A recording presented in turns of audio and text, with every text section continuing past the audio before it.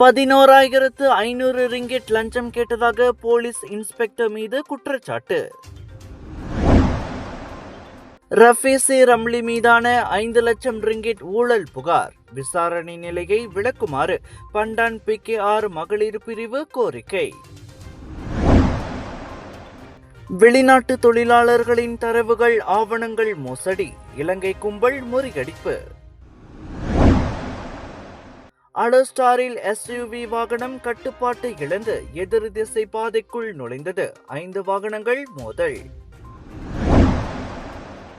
தும்பாட் வாக்காஃப் பருவில் 2வது முறையாக பட்டறையில் தீ விபத்து. உரிமையாளருக்கு 40,000 ரிங்கெட் இழப்பு.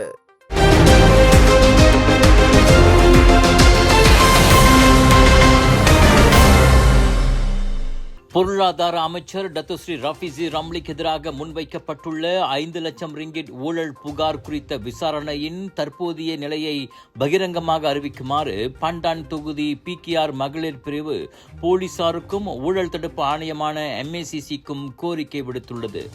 இந்த விவகாரத்தில் வெளிப்படைத்தன்மை இருக்க வேண்டியது அவசியம் என்று அப்பிரிவின் தலைவி ரோசியா ரம்லி தெரிவித்தார்.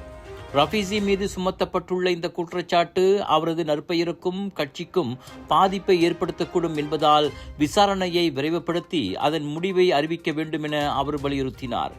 பண்டான் தொகுதியில் ரஃபீசிக்கு எதிராக பல்வேறு விமர்சனங்கள் எழுந்துள்ள சூழலில் இந்த புகார் குறித்த உண்மை நிலையை மக்கள் தெரிந்து கொள்ள வேண்டும் என்றும் மகளிர் பிரிவு கருதுகிறது.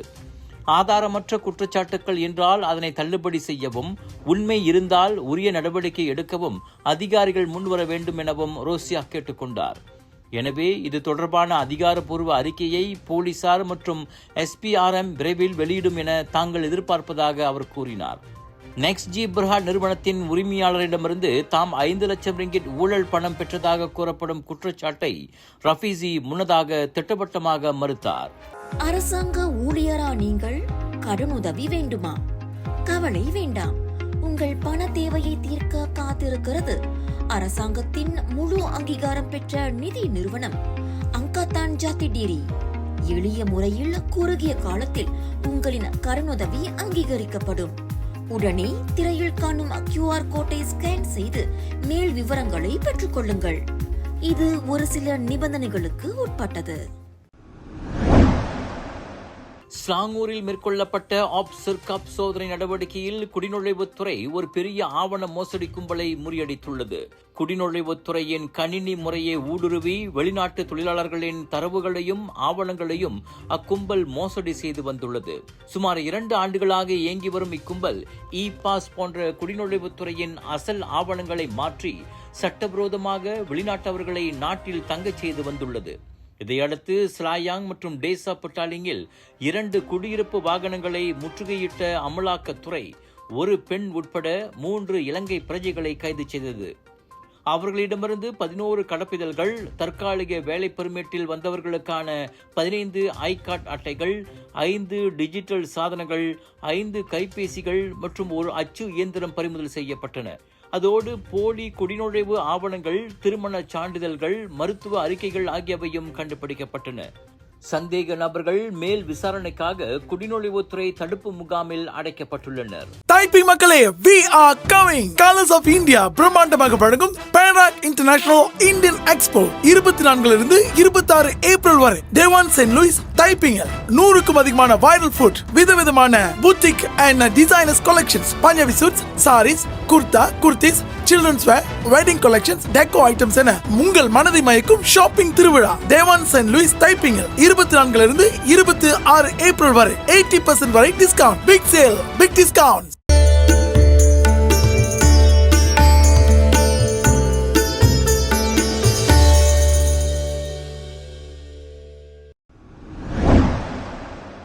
இரண்டு ஆண்டுகளுக்கு முன்பு சூதாட்ட நடவடிக்கைகள் தொடர்பான ஒரு விவகாரத்திற்கு தீர்வு காண்பதற்காக மொத்தம் 11,500 ரிங்கிட் மதிப்புள்ள 2 லஞ்ச குற்றச்சாட்டுகளின் கீழ் போலீஸ் இன்ஸ்பெக்டர் ஒருவர் மீது பட்டவத் செஷன்ஸ் நீதிமன்றத்தில் இன்று குற்றம் சாட்டப்பட்டது. நீதிபதி ஜுல் ஹஸ்மி அப்துல்லா முன்னிலையில் குற்றம் சாட்டப்பட்ட 39 வயதான முகமது ஃபிர்டௌஸ் கமால் தனக்கு எதிரான 2 குற்றச்சாட்டுகளையும் மறுத்தார்.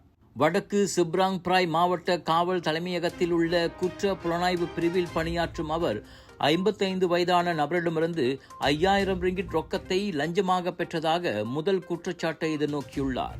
கடந்த 2024 ஆண்டு ஆகஸ்ட் 22ஆம் தேதியன்று பிற்பகல் மணி 3:45 அளவில் வடக்கு சிப்ராங் பிராய் மாவட்டத்தில் ஜலான் பாகான் லுவார் பட்டுவத் எனும் இடத்தில் அவர் இக்குற்றத்தை புரிந்ததாக கூறப்பட்டது.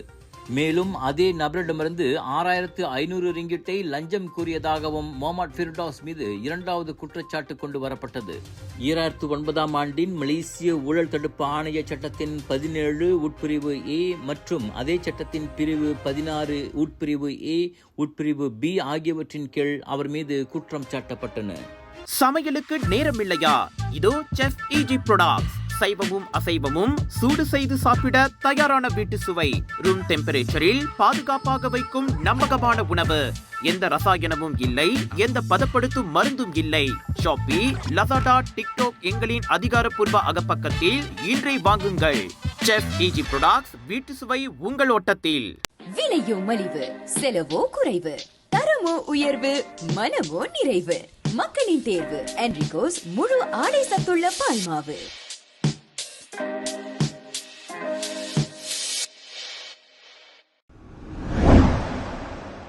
அலுர்ஸ்தார் ஜலான் பெகாவாய் போக்குவரத்து சிக்னல் அருகே 61 வயதான ஓட்டுநர் நேற்று தனது ஹோண்டா SUV வாகனத்தின் கட்டுப்பாட்டை இழந்து எதிர் திசை பாதைக்குள் சென்றதால் 5 வாகனங்கள் ஒன்றன் பின் ஒன்றாக மோதிக்கொண்டன. பிற்பகல் மணி 2:33க்கு நடந்த இந்த விபத்தில் ஒரு மெர்சிடிஸ் பென்ஸ், 2 புரோடுவா எக்ஸியா கார்கள் மற்றும் ஒரு புரோடுவா அத்திவா காரும் சம்பந்தப்பட்டிருந்தன.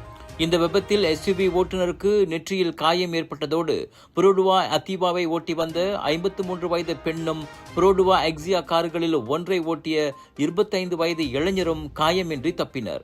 மெர்சிடிஸ் பென்ஸ் ஓட்டுநருக்கு 2 கைகளிலும் காயங்கள் ஏற்பட்டன. SUV வாகன ஓட்டுநர் தனது வாகனத்தை கட்டுப்பாட்டில் வைத்திருக்க தவறியதே இந்த விபத்திற்கு காரணம் என்று தொடக்க கட்ட விசாரணையில் தெரிய வந்ததாக கோத்தாஸ்தார் போலீஸ் தலைவர் ஷைட் பஸ்ரி ஷைட் அலி தெரிவித்தார். சாலை போக்குவரத்து சட்டத்தின் 10வது விதியின் கீழ் இந்த விவகாரம் குறித்து விசாரணை நடத்தப்பட்டு வருவதோடு இந்த விபத்து தொடர்பான காணொளி ஒன்று சமூக வலைதளங்களில் வைரலாகி வருகிறது. டைப்பிங் பேரா மக்களே, முதல் முறையாக டைப்பிங்கில் நடைபெறுகிறது Perak international Indian expo. April 24 முதல் 26 வரை Dewan Saint Louis Taiping SJKT Saint Theresa's convent அருகில். இந்தியாவிலிருந்து நேரடியாக வந்த சாரீஸ், குர்தா, குர்த்தி, பஞ்சாபி சூட், லெங்கா, ஜிப்பா, குழந்தைகள் உடைகள், லேடிஸ் அக்சசரிஸ் ஹோல்சேல் விலையில் 80% வரை தள்ளுபடி. ஃபூடி மச்சா வைரல் ஃபுட் ஃபெஸ்டிவலில் 100க்கும் மேற்பட்ட சுவையான உணவுகள், பானிபூரி, குனாஃபா, பிரியாணி, இன்னும் பல. தேவான் சென்ட் லூயிஸ் டைப்பிங், திரண்டு வாருங்கள்.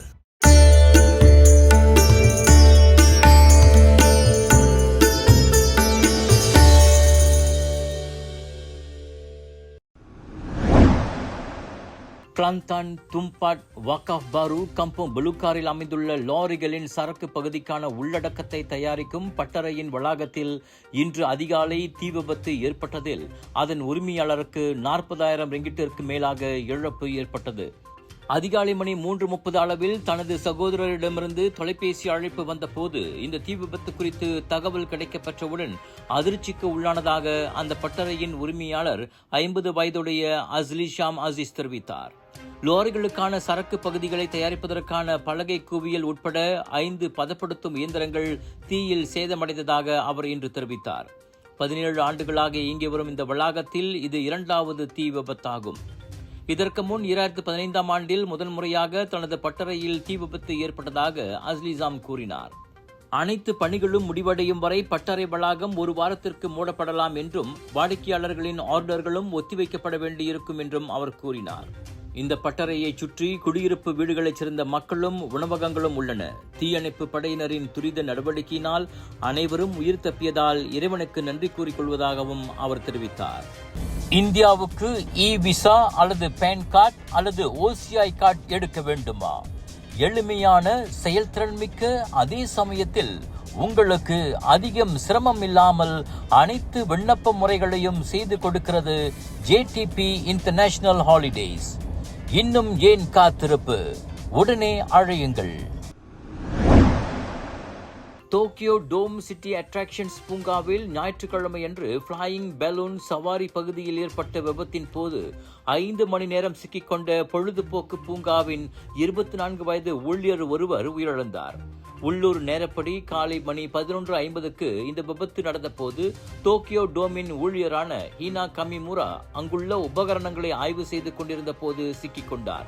ஃபிளையிங் பலூன் சவாரியில் ஒரு மையத்தூணை சுற்றி வட்ட வடிவில் சுழலும் 12 இருக்கைகள் உள்ளன. இவை 10 மீட்டர் உயரம் வரை செல்லும் திறன் கொண்டவை.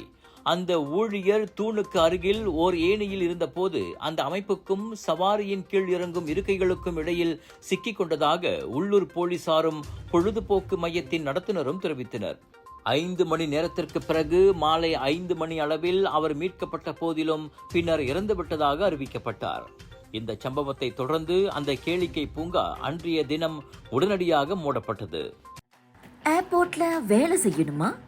திறன் மேம்பாட்டுத் துறையின் அங்கீகாரம் பெற்ற AME ட்ரெய்னிங் அகாடமி உங்களின் சரியான தேர்வு. சிறந்த கல்வி, ஏர்போர்ட்டிலேயே நடைமுறை பயிற்சி. 2026ஆம் ஆண்டுக்கான மாணவர் சேர்க்கை இப்போ திறந்தாச்சு. AME ட்ரெய்னிங் அகாடமி விமான போக்குவரத்து துறைக்கான உங்களின் நுழைவுச்சீட்டு.